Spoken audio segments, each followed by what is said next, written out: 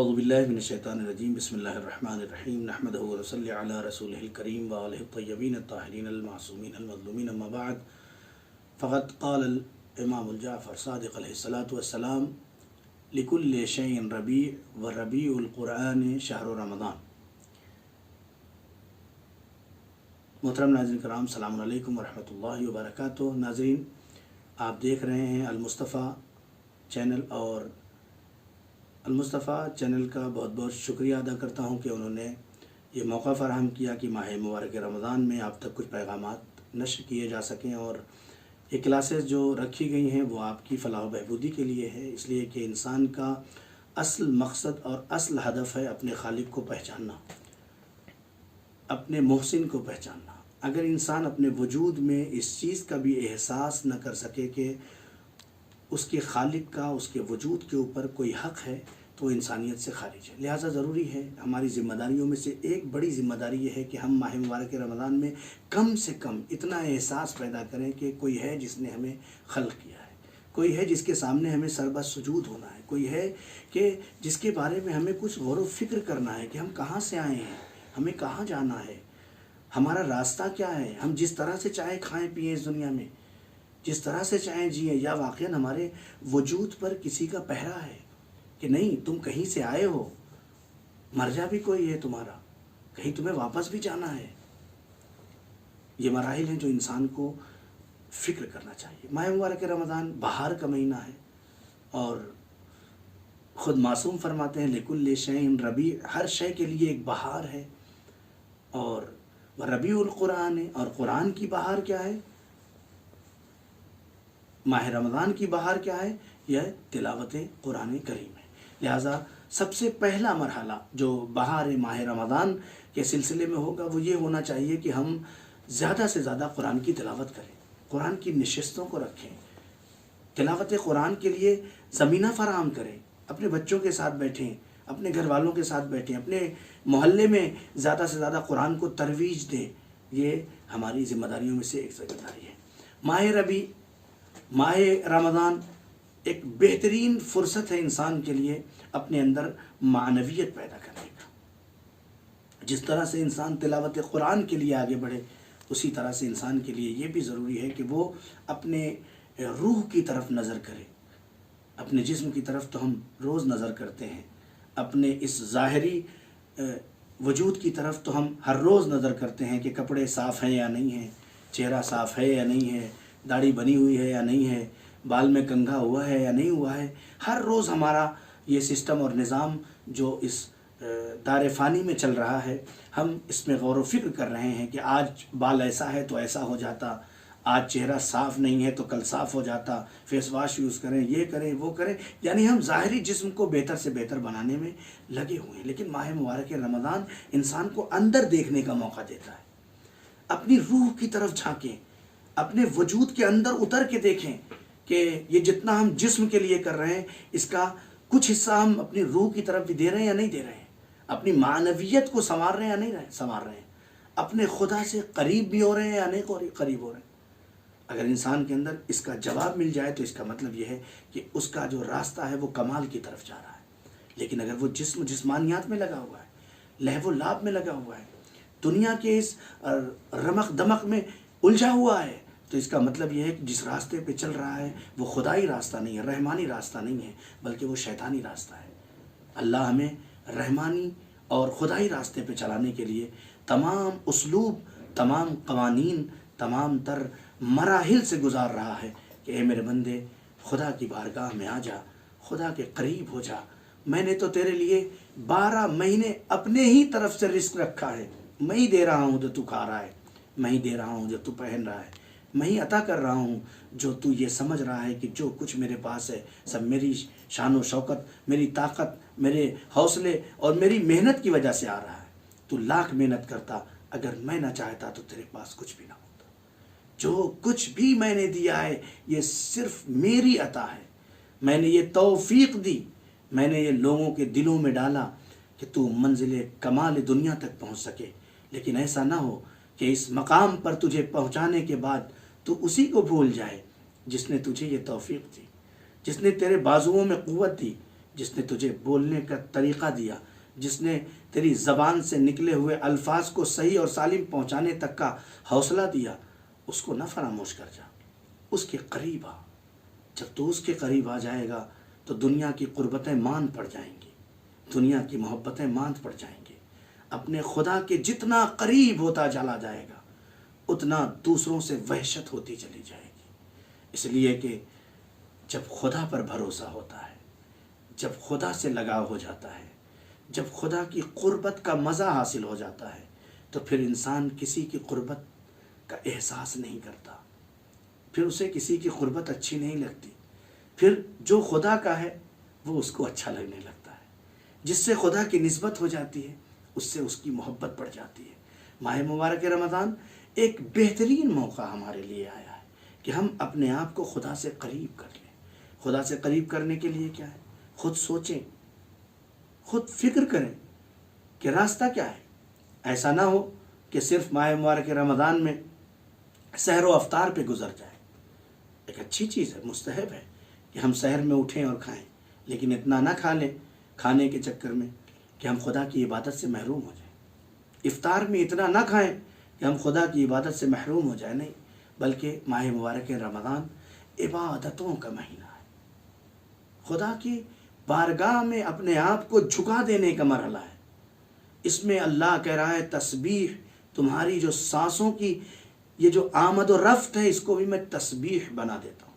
जागने में नहीं, जागने में तो तेरा इबादत है ही है, इसलिए कि तू मेरा रोज़ादार है। लेकिन अगर मेरे नाम पर कुछ चीज़ों को छोड़कर रोज़ा रख लेता है और तू सो भी जाता है तो मैं तेरी सांसों को तस्बीह बना दूंगा। इससे ज़्यादा और खुदा हमारे लिए क्या मौका फराहम करेगा।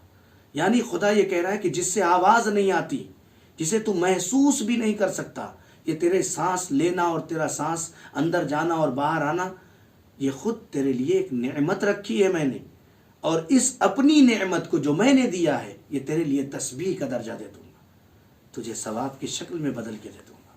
तू करीब तो आ मेरे, तू नज़दीक तो आ मेरे, तू कदम तो बढ़ा अपने खुदा की तरफ, ज़रा सा कदम बढ़ा के देख, तेरा खुदा तुझे आवाज़ दे रहा है। अगर बड़ी गुनाहें कर चुका है तो माफ़ी मांग ले, सुबह में माफ़ी मांग, ज़ोहर में माफ़ी मांग, मगरिब व इशा में माफ़ी मांग। अगर इसमें भी तुझसे शर्म आती है कि लोग देख लेंगे, किसके सामने गिड़गिड़ाऊँ, किसके सामने रोऊँ, कब मैं अपनी गुनाहों की माफ़ी मांगूँ, कब इस्तिग़फ़ार के लिए वक्त तलाश करूँ, अल्लाह आवाज़ देता है। जब दिन के उजाले में तुझसे ना हो सके तो रात की तारीकी में आ जा, मुसल्ला बिछा, नमाज शब पढ़, अपने तू है और फात तेरा परवरदिगार। जैसे तेरा नफ्स तेरे बारे में सब कुछ जानता है कि तूने क्या क्या किया है, वैसे ही तेरा खुदा तेरे बारे में सब कुछ जानता है कि तूने क्या क्या किया है। कोई इंसान तेरे बारे में नहीं बता सकता कि रात के तारीकी में तुमने क्या किया, दिन के उजाले में छिप छिप के तुमने क्या किया। मौलाए कायनात दुआए कुमैल में इरशाद फरमाते हैं, खुदावंद आलम हमारी उन गुनाहों को भी बख्श दे कि जो तूने कातिबे तकदीर से भी छिपा के रखा है। अल्लाह अकबर।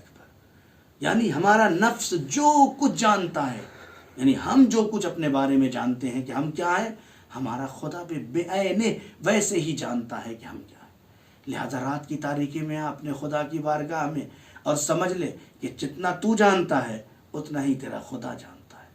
अपने हाथों को बुलंद कर, अपने खुदा से गिड़गिड़ा के इस्तिग़फ़ार कर ले, इसलिए कि रिवायतों में मौजूद है जो शख्स माह मुबारक रमज़ान में इस्तिग़फ़ार करके अपने गुनाहों को न धुल सका, अपने आप को पाको पाकीज़ा न बना सका, अरफ़ात के अलावा फिर उसके पास कोई और मौका नहीं है। पूरे साल में फिर कभी उसे बख्शा नहीं जा सकता। अल्लाह ने जहन्नम के दरवाज़े बंद कर दिए, शैतान को असीर कर दिया, सिर्फ़ और सिर्फ बहिश्त और जन्नत का रास्ता खुला हुआ है। ए इंसान, तू अपने आप को शैतानी मरहले में न रख देना।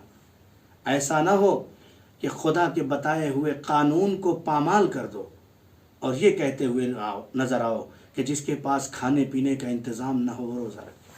नहीं, ऐसा ना हो। इंशाअल्लाह आगे की गुफ्तगू में बयान करूँगा कि हमारी ज़िम्मेदारी, एक मोमिन, एक इंसान, एक शिया एक मौला का चाहने वाला, एक अल्लाह का बंदा, एक खुदा का बनाया हुआ इंसान कैसा होना चाहिए और खुदा की बारगाह में किस तरह से अपने आप को सर्वा तस्लीम खम करे और कहे कि परवरदिगार जैसा तू कहेगा मुझे वैसे ही अंजाम देना है। ये कम से कम इसकी अलामतों में से एक अलामत है।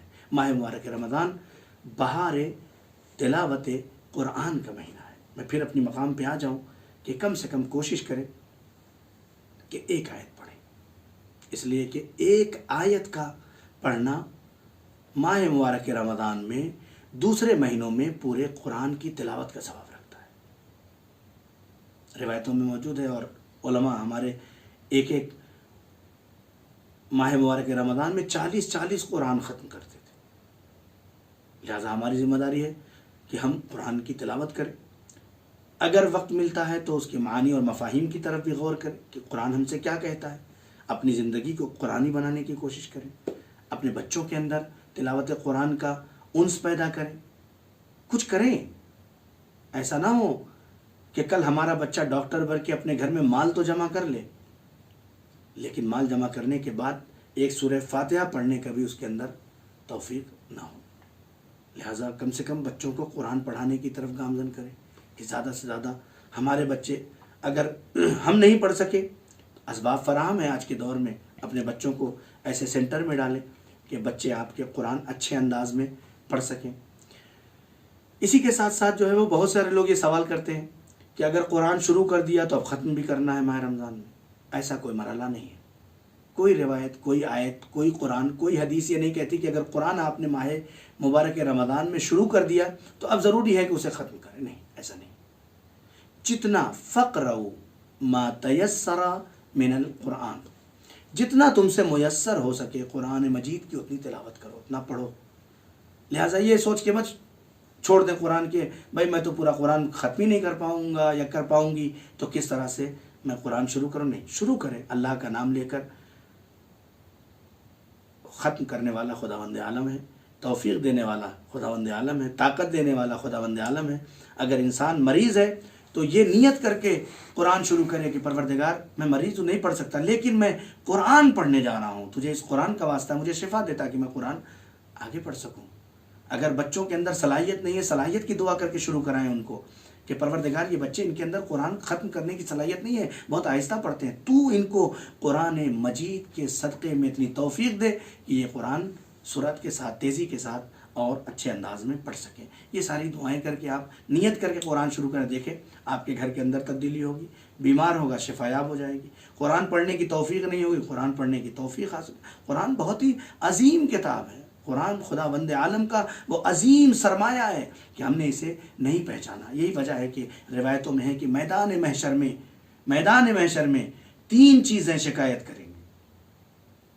वो मस्जिद कि जिसके पड़ोसी होंगे लेकिन नमाज मस्जिद में न पढ़ रहे होंगे, वो मस्जिद शिकायत करेगी कि ये मेरे अल्लाह, इतना अजीम घर तूने इन लोगों के हवाले कर दिया था कि वहीं पास पड़ोस में रह के मस्जिद में नमाज पढ़ने नहीं आते थे। वो आलिम कि जो सिखाना जानता हो लेकिन आस पास रहने वाले उससे सीखना ना चाहें, वो शिकायत करेगा परवरदिगार किन जाहिलों के दरमियान तूने भेज दिया था कि इनके पास आलिम होते हुए भी इनको सीखने का शौक़ नहीं पैदा हुआ, ये हासिल करना नहीं चाहते थे। लिहाजा वो भी शिकायत करेगा, कुरान भी शिकायत करेगा कि परवरदिगार इन्होंने जहेज़ में दिया हमें, परवरदिगार इन्होंने ताकों पे रखा मुझे, मेरे ऊपर गर्द जमी रही, कभी इन्होंने गर्द को भी हटाने की कोशिश नहीं की। मैं शिकायत करता हूँ तूने किस घर में मुझे भेज दिया था कि मैं उस घर में पड़ा रहा लेकिन किसी को तौफीक नहीं हुई कि उसे उठा के पढ़ सके।